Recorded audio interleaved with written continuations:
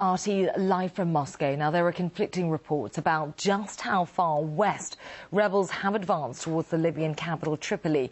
The opposition claims it controls Gaddafi's hometown, but reporters say the city is still in government hands. Let's talk to our correspondent in Libya for more on this. Paula Slee is in Tripoli and Igor Ganov is in Benghazi for us. First to you, Paula. The rebels surely have their sights on the capital, so where you are now, how's the city reacting to their latest gains?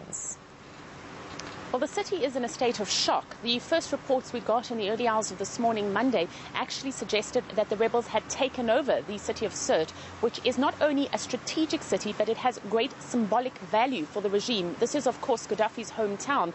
It's about 600 kilometers to the south of Tripoli. It's about halfway between the rebel stronghold of Benghazi and Tripoli. Now, what we're hearing from the regime is, in fact, very little. There have been no press conferences, no forthcoming answers, all suggesting that the regime is incredibly worried as the rebel forces advance closer and closer to Tripoli. They were never supposed to get this far. This is the furthest the rebels have taken land in terms of their westward advancement. So it now seems increasingly that their threats to advance on Tripoli are becoming true.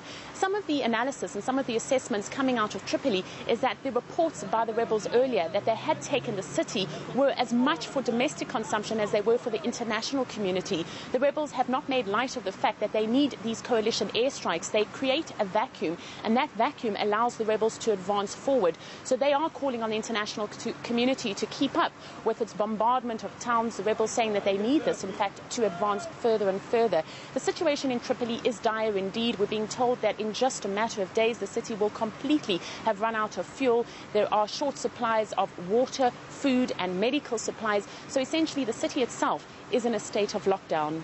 Now over to you, Igor. You're on the rebel stronghold in Libya's second largest city, Benghazi. How are people there responding to the advances further west? Well, first of all, even though there are conflicting reports coming from the front, if this the hometown of Gaddafi was in fact taken over by the rebels or not, I can tell you that this part of the country, the eastern part of Libya, is under the full control of the opposition and the rebels, meaning that any anti-Gaddafi successful operations done by the rebels out there on the front are greeted here with applause. In fact, here in Benghazi, every time there's news of a successful operation done by the rebels out there on the front, we hear these shots being fired into the air as a sign of support of the anti-Gaddafi movement. This could happen at any moment during the day or even during the nighttime. Now, to tell you a little bit more about the rebels themselves and what this force consists of, as we were going from the Egyptian border to Benghazi, I saw really a great variety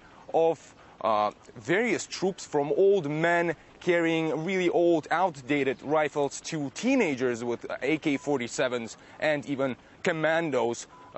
Big guys with big guns, all standing and patrolling the roads.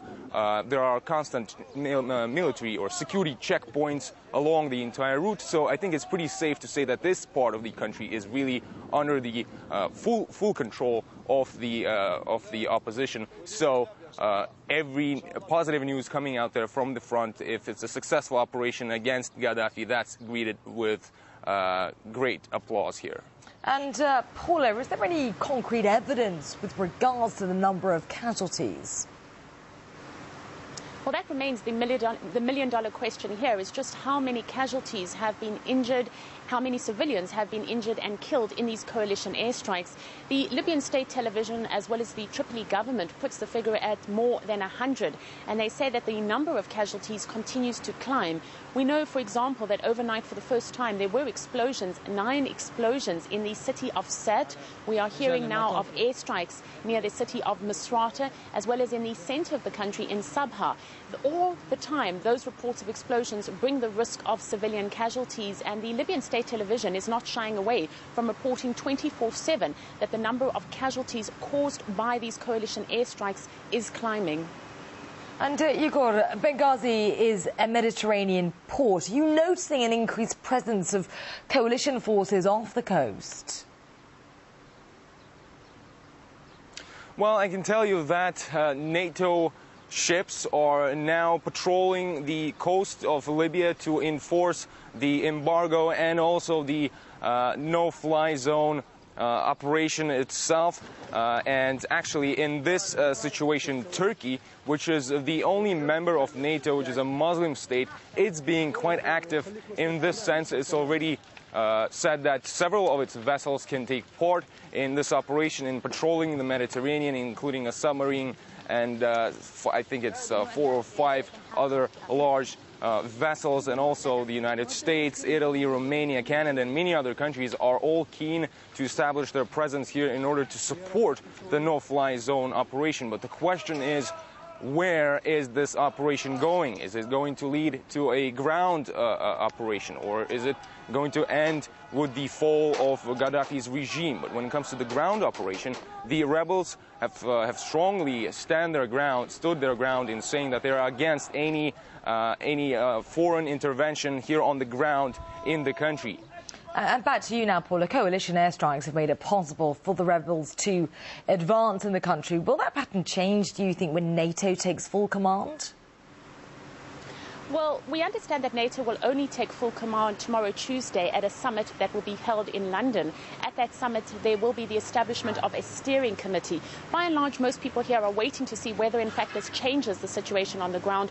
But certainly the sense I get from speaking to people here is that they don't really believe NATO taking full control of the military operations in Libya will make that much of a difference. There are still outstanding questions, outstanding concerns such as for how long this operation will continue. We're hearing the time frame of anything from 3 months to a year to more years. People on the ground increasingly concerned that this operation could just continue and continue. The other concerns are the rules of engagement, and still there doesn't really seem to be that much clarity in terms of when, how and if the coalition partners can operate. The fact that the United States was leading this operation until now was something that the rebel fighters enjoyed, and certainly for them they would have preferred for this to continue. They do understand that when you have 28 members now calling the shots, it does pose a much greater struggle for robust action on the ground. But the latest word from the United States is that it will be providing a support base, some kind of support structure, particularly in the terms of reconnaissance and also in terms of jamming all communication lines.